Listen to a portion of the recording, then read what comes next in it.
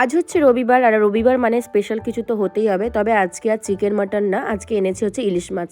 ইলিশ মাছটাকে আজকে আমি কচু দিয়ে, বেগুন দিয়ে, আলু দিয়ে একটা ঝোল করব, একদম সিম্পল। আর একটু বেশি করেই তেল দিয়েছি, কারণ ইলিশ মাছ ভাজার সাথে একটু তেলও তুলে রাখবো, যাতে আর কি প্রথমে ভাত দিয়ে খাওয়া যায়। তো এটা অনেকটা পুরনো ভিডিও, এখনকার নয়, প্রায় 3-4 সপ্তাহ আগেকার কথা আমি বলছি। ভিডিওটা ছিল অনেক দিন ধরেই, আমি দেয়া হচ্ছিল না, তো তার জন্যই আজকে দিলাম।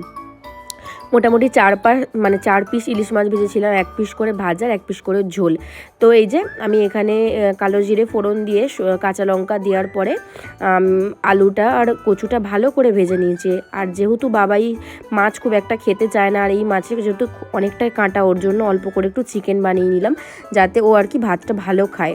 তো একদম ওর মানে যতটুকু লাগবে ততটুকুই নিয়েছি, বেশি করিনি। আর শেষে করে না, ওর বাবা খুব একটা মাছ খেতে মানে ইলিশ মাছটা পছন্দ করে না, তো তার জন্য ওর বাবাও খেয়েছিল।